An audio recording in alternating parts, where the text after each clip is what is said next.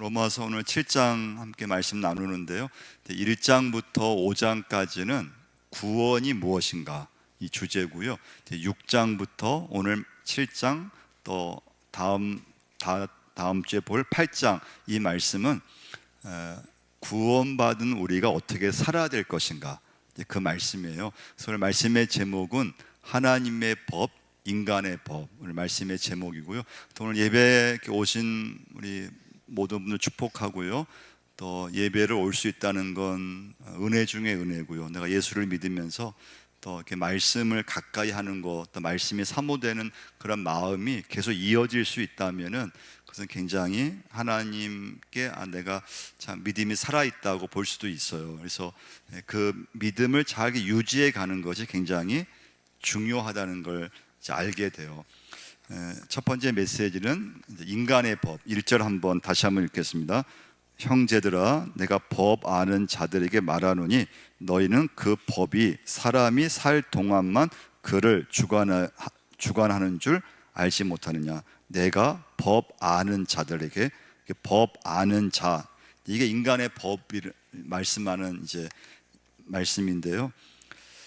사람 누구나 여러분과 저는 법 테두리 안에서 살 수밖에 없잖아요. 점점 법은 강조되고 있고요. 또 학교에 가면 학교의 법이 있고, 또 여러분 교회에도 교회의 어떤 그런 법이 있는 걸 아시죠? 그러니까 세례도 자격이 있고, 또 직분을 뽑을 때도 거기에 맞는 어떤 법이 있고, 그래서 이 목회자가 설교만 잘해서는 안 되고요. 행정적인 행정 처리, 그러니까 법을 좀 알고, 그러니까 법에 맞게 행정 처리를 잘 해야지만 교회가 이렇게 좀 질서가 있게 되고요. 근데 만약에 은혜로만 한다든지 법이 있는데 법을 무시한다든지 그러면은 굉장히 질서가 깨지게 돼요. 그래서 요즘은 이제 점점 이렇게 법이 좀 세분화되고, 그래서 어린 아이들도 요즘 문제만 생기면 일일이 신고한다 그러잖아요. 문제만 생기면 애들도 경찰에 신고하고 모든 걸 법으로 다 해결하려고 하고요. 근데 이제 법에서 중요한 건요, 법 조문이 없으면 그 사람이 아무리 잘못을 해도 처벌할 수 없대요. 그러니까 법 조문이 있어야지만 그 사람이 잘못을 했을 때 그 법에 맞는 그런 처벌을 할 수 있다고 해요. 그러니까 여러분 동물들을 보면은, 동물들은 다른 동물을 잡아도 누가 동물을 처벌하지 않잖아요. 그건 동물의 세계에는 법이 없기 때문에 그래요. 그래서 법이 없으니까 동물들은 다른 동물을 잡아 죽여도 그때 문제되지 않죠. 근데 이제 인간의 우리 사람의 이 공동체 안에서는 이제 법이 있다는 거, 교통법규부터 크고 작은 법이 있고. 근데 이제 두 번째 메시지의 중요한 건, 그럼 여러분과 제가 살면서 법만 지키면 다 되느냐? 근데 우리는 그렇지 않다는 거예요. 여러분과 저는, 예수 믿는 사람은 또 하나의 법이 있어요. 그게 뭐냐면 하나님의 법이라는 걸 우리는 이제 알게 돼요. 하나님의 법은 이제 성경을 통해서 우리에게 주셨어요. 자, 그래서 1절 한번 다시 한번 1절 한번 보시면, 형제들아 내가 법 아는 자들에게 말하노니. 자, 이것은 인간의 법이에요. 이건 사람이 사는 모든 곳, 또 나라마다 법이 있고, 또 하여튼 회사마다 법이 있고, 하여튼 어느 그 조직이든지 인간의 법이 있어요. 근데 이제 예수 믿는 여러분과 저에게는 이 인간의 법만 잘 지킨다고 해서 끝나는 것이 아니라는 거죠. 여러분과 저에게는 하나님의 법이 있다는 걸 우리는 다시 한번 기억하셔야 돼요.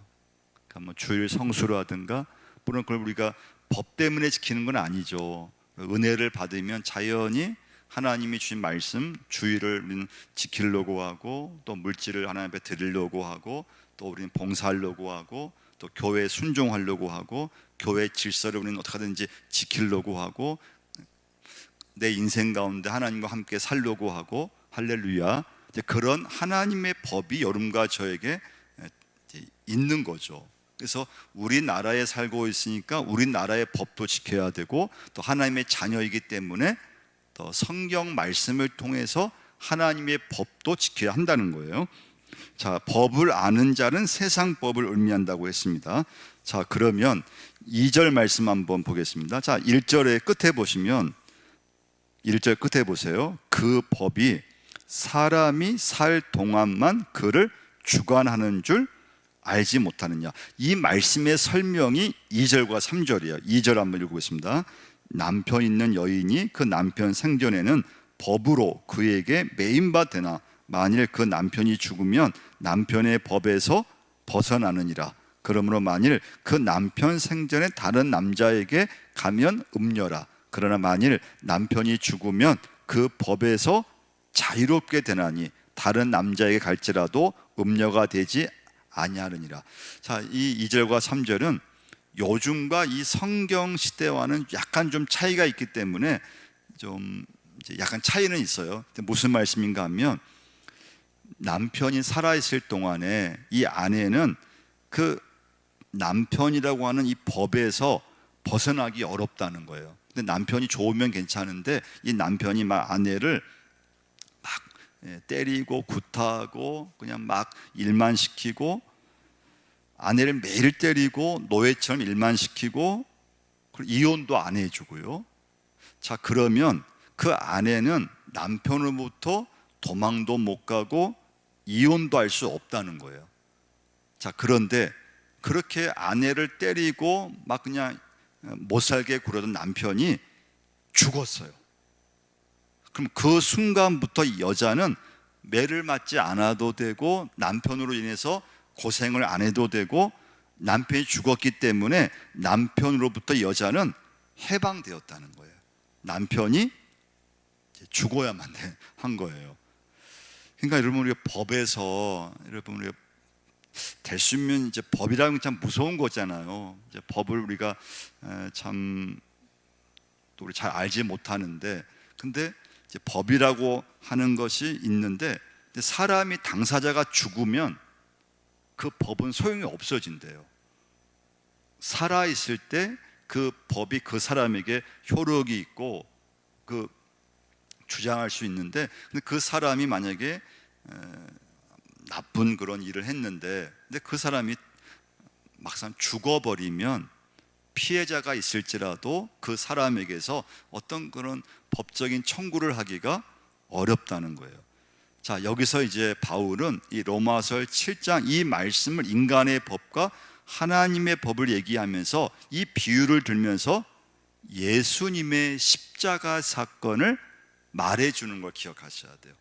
그러니까 예수님이 십자가에서 돌아가셨어요. 그럼 왜 예수님께서 십자가에서 죽으셔야만 했을까? 왜 예수님이 십자가에서 완전히 죽으셔야 했을까?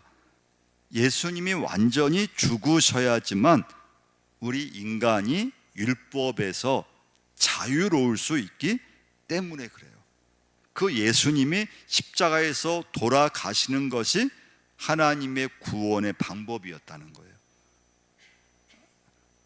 아주 나쁜 남편이 그 아내를 마구 때리고 막 그냥 못 살게 굴고 막 노예처럼 일만 시켰는데, 근데 그 남편이 죽었을 때 그 여성이 그 남편으로부터 자유로운 그런 여성이 된 것처럼 예수님이 십자가에서 완전히 죽으셨기 때문에 하나님의 구원이 여러분과 저에게 이루어졌다는 것을 꼭 믿으셔야 돼요. 그래서 우리도 예수님이 십자가에서 돌아가셨을 때 여러분과 저도 그 예수님의 죽으심에 함께 동참했다는 걸 꼭 기억하셔야 돼요. 자, 5절 말씀 한번 보시면요, 5절 읽겠습니다.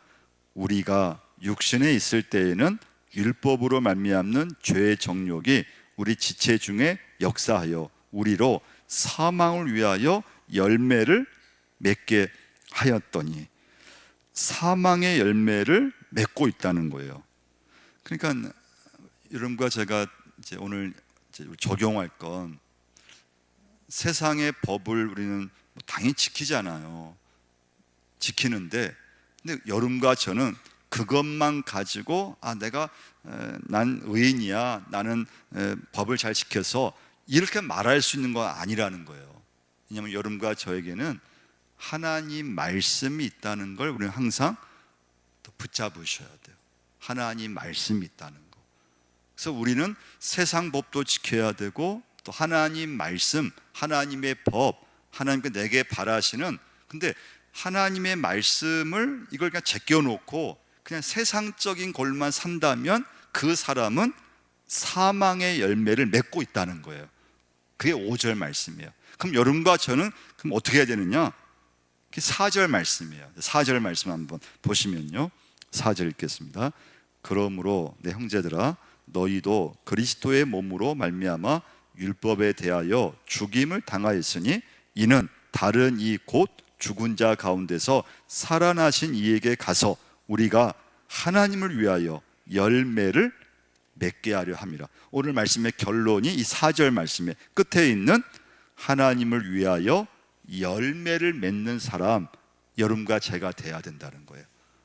내 삶 속에서 어떻게 하든지 하나님을 위하여 열매를 맺어야 돼요. 하나님을 위한 열매가 있어야 돼요.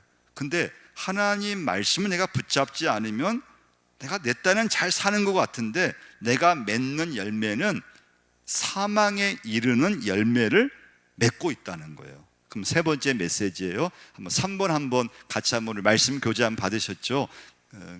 3번 한번 같이 읽겠습니다.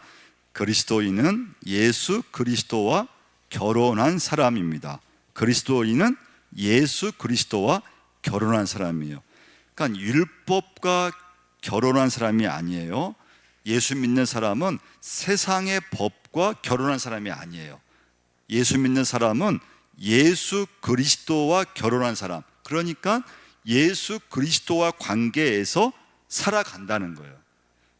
율법에 대하여는 죽었고 법에 대하여는 죽었다는 거예요. 근데 예수 그리스도 안에서는 우리 살아간다는 거예요. 그걸 우리 어디에서 말씀했는가 하면요, 로마서 6장 한번 11절 한번 보시면요, 로마서 6장 11절 읽겠습니다. 이와 같이 너희도 너희 자신을 죄에 대하여는 죽은 자요 그리스도 예수 안에서 하나님께 대하여는 살아있는 자로 여길지어다.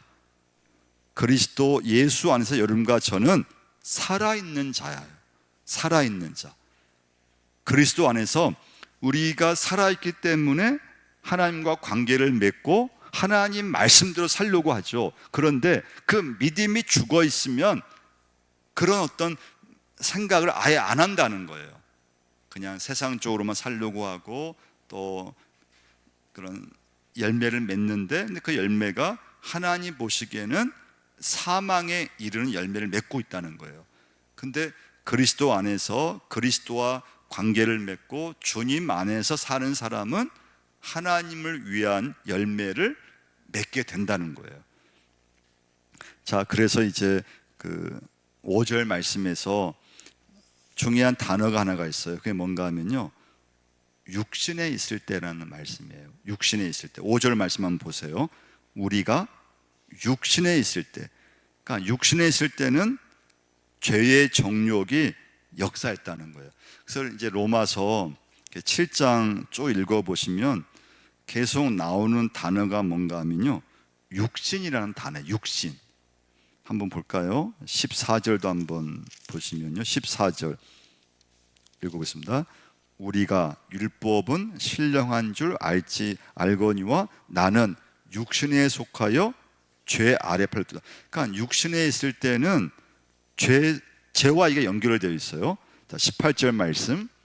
내 속 곧 내 육신에 선한 것이 거하지 아니하는 줄을 아노니 원함은 내게 있으나 선을 행하는 것은 없노라. 25절 말씀도 보시면 끝에 뭐라고 합니까? 하나님의 법을 육신으로는 제 법을 섬기노라.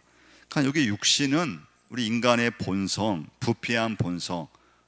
그러니까 육신에 있을 때는 계속 다 모든 게 초점이 나에게 초점을 맞췄다고 생각하면 돼요. 나를 높인다든지 또 나를 막 과시하며 산다든지 또 나를 막 드러내려고 한다든지 내 자신이 나 참 꽤 괜찮은 사람이야 이렇게 자기를 이렇게 인정한다든지, 다 그것은 사람이 살아가면서 육신에 있을 때에 다 그런 모습이라는 거예요.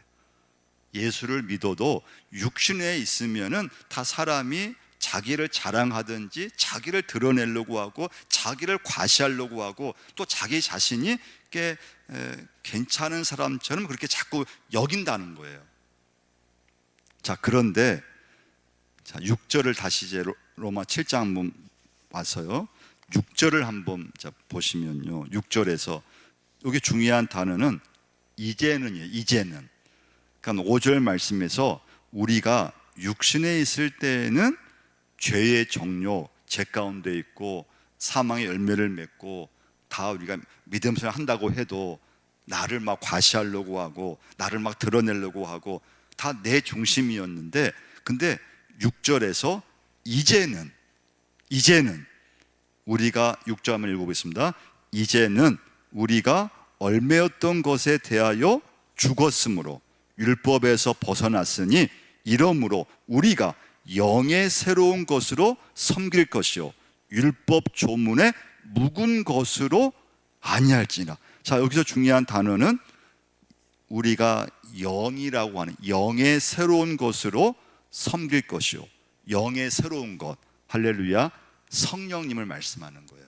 이제는, 그러니까 성령님이 여러분과 저를 내 삶을 인도하시고 성령님이 역사하지 않으면 우리는 여전히 육신 가운데 있게 돼요. 예수를 믿지만 여전히 죄의 본성 가운데 있게 돼요.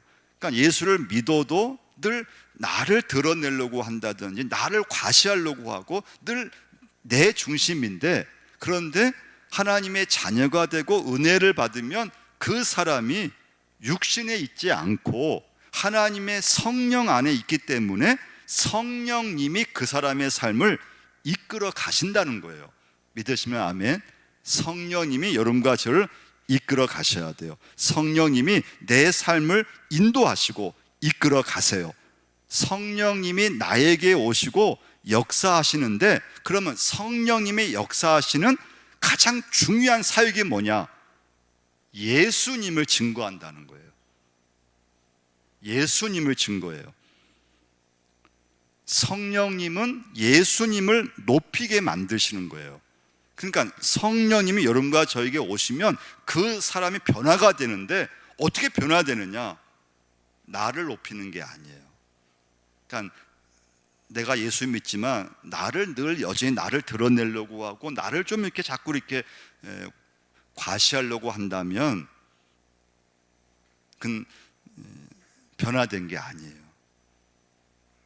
예수를 믿기는 믿지만 육신에 있는 사람이에요. 성령의 이 임재하심이 없다고 보면 돼요. 그러니까 성령의 역사하심, 성령님 내 안에, 내가 예수 믿으면서 성령이 나에게 오실 때 그 성령님의 역사하심에 가장 두드러진 것이 뭐냐? 성령님은 예수님을 높이고 예수님을 드러내게 만드시고, 성령님은 내 삶을 통해서 모든 영광을 예수님께 향하게끔 만들어 가시는 분이 성령님이세요. 할렐루야. 그래서 그 성령님을 만나신 사람은 내 삶 속에서 어떻게 하든지 하나님을 드러내려고 하고 예수님을 드러내려고 하고, 그래서 그 사람이 하나님을 위하여 열매를 맺게 된다는 걸 기억하셔야 돼요.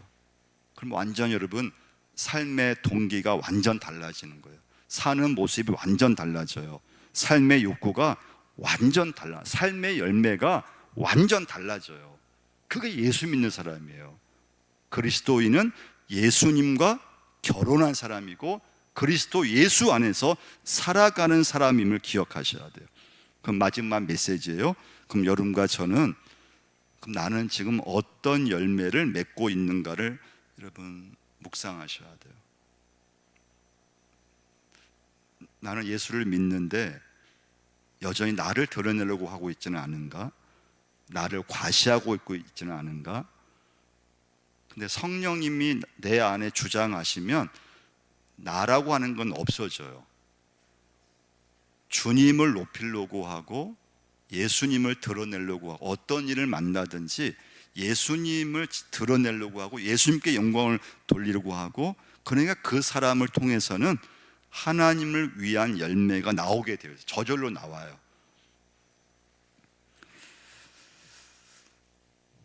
나를 얽매고 있었던 것에 대하여 내가 죽었기 때문에 죄에서 벗어나고 율법에서 벗어나게 돼요. 이게 자유인데, 이걸 다른 말로 하면 이게 행복임을 여러분과 제가 꼭 경험하셔야 돼요. 행복이 뭐냐? 내가 하나님 안에서 내가 구원받은 거, 그것이 너무 감사한 거, 그게 행복이에요. 내가 주님 안에서 내가 주님을 내가 드러내려고 하고 내 삶 속에서 그 하나님께 영광이 막 들어지려고 하면서 살아가는 그 마음이 행복한 사람이에요. 오늘 말씀의 결론이에요. 여러분과 제가 그런 행복한 사람이 되시기를 축원을 드립니다. 그 사람을 통해서 하나님을 위한 열매가 맺어져야 돼요. 그러니까 여러분과 제가 오늘 말씀을 통해서 열매를 맺어야 되는데, 근데 그건 성령님이 나에게 역사하셔야 되고 내가 예수를 믿으면 변화돼야 되는데, 근데 그 변화는 내가 여전히 예수를 믿지만 육신에 있는가, 아니면 성령이 나를 정말 변화시켜서 내 삶 속에서 그냥 나는 상관이 없게, 내가 드러나든지 나는 내가 낮아든지 나는 문제가 안 되는데 소망이 생기는 게 주님을 막 증거하고 싶고, 주님이 막 드러났으면 하고, 주님을 막 어떻게 하든지 높이고 싶고, 그것이 여러분과 제가 기도해야 될 가장 귀한 제목임을 꼭 기억하셔야 돼요.